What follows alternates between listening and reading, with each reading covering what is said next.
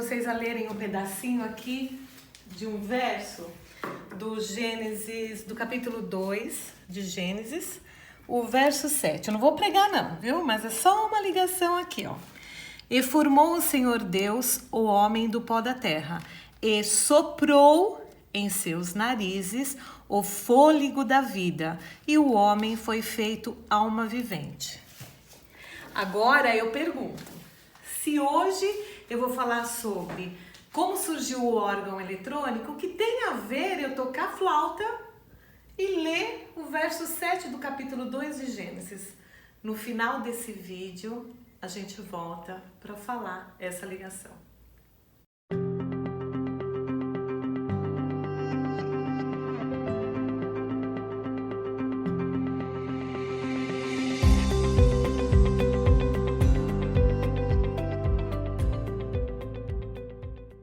Olá pessoal, eu sou a professora Carla e hoje nós vamos conversar um pouquinho sobre a origem do órgão eletrônico. A história é longa, né? Só que eu resumi, né?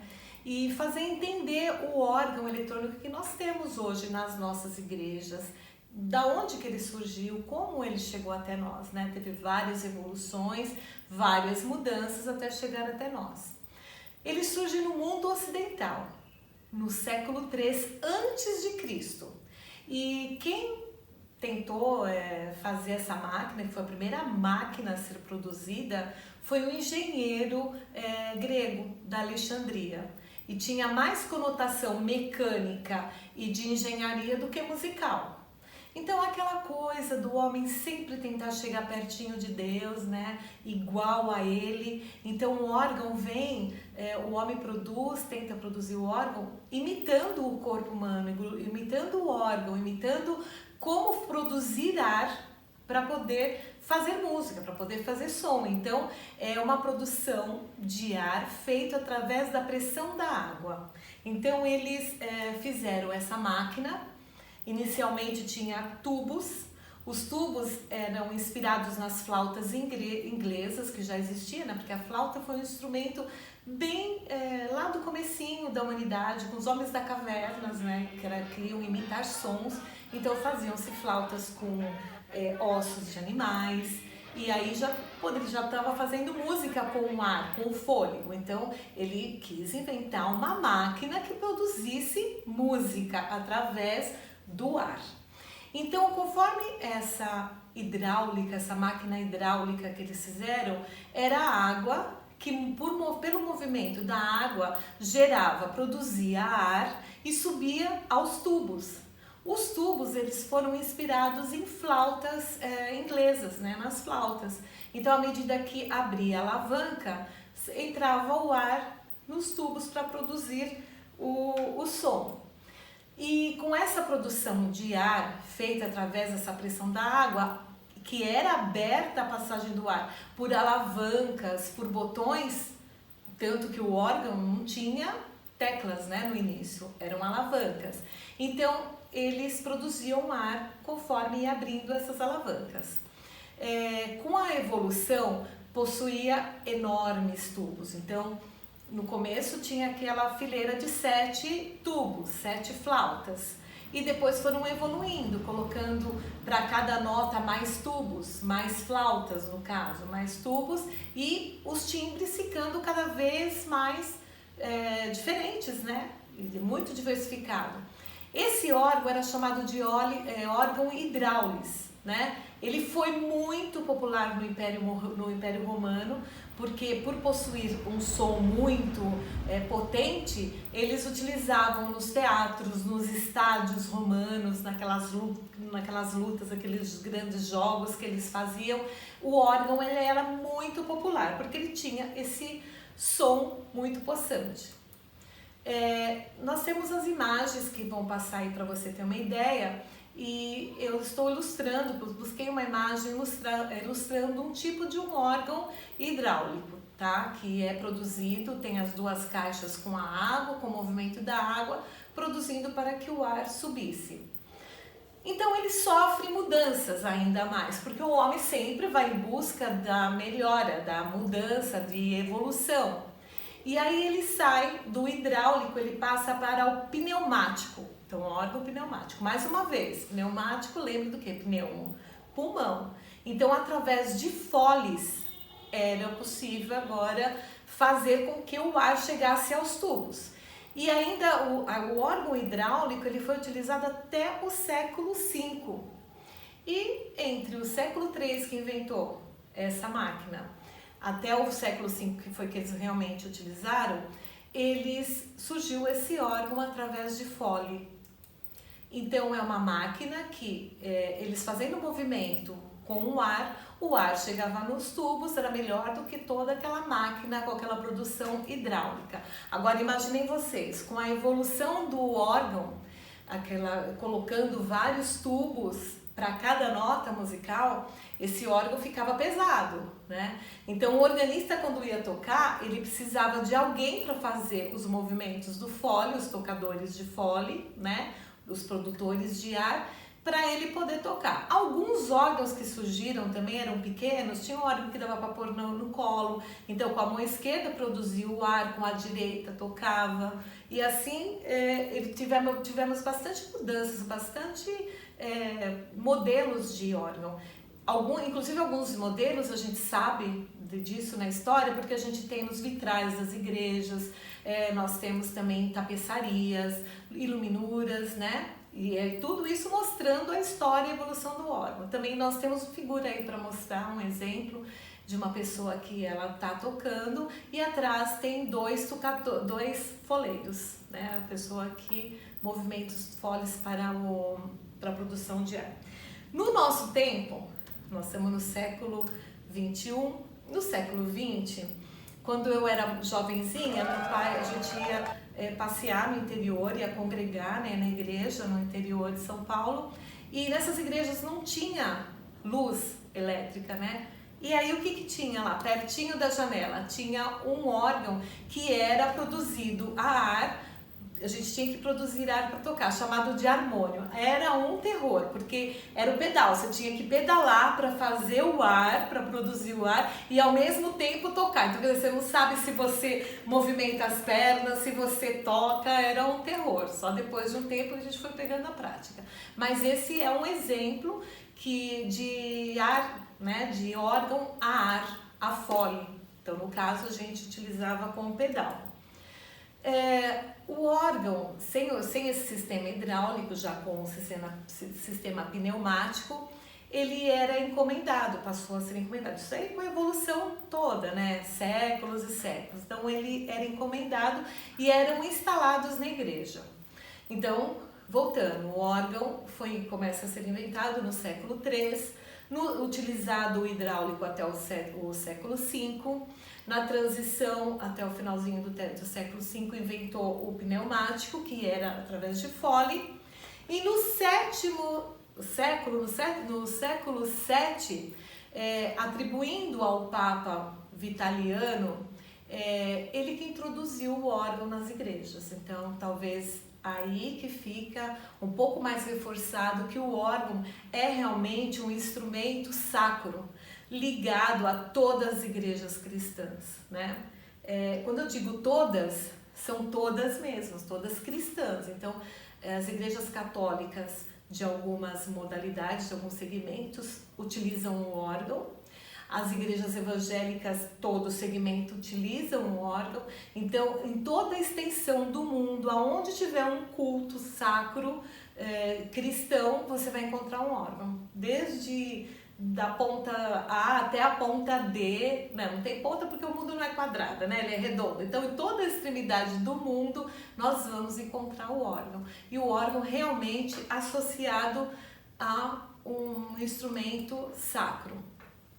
Associando um pouquinho mais essa ideia das características do órgão. Porque qual é a característica principal do órgão? A característica principal é que ele possui um som contínuo.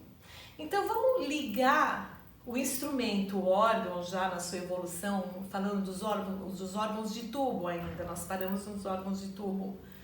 Vamos associar o som contínuo do órgão. Então vamos imaginar esse órgão numa catedral enorme, né? Ou na igreja, numa igreja com um templo grande. Então ele possui um som contínuo, um som imutável, e ele nos liga a ideia do eterno, né? Então Deus, nosso eterno Pai, né? Então o som contínuo, o som eterno, o som imutável, o som longo do órgão, ligado à eternidade. Esse som potente do órgão, imagina um órgão de tubo tocada numa grande catedral, uma nota que você dá, um acorde, né, duas notas que você dava juntas, o som pega toda a extensão daquela catedral, toda a extensão daquela igreja. E isso está ligado à ideia do quê? A ideia de que Deus está em todos os lugares. E ainda outra coisa, se para cada nota poderia ter uma média de 2, 10, 20 tubos, 20 flautas para cada nota, aquela diferença de sons, de timbre, né?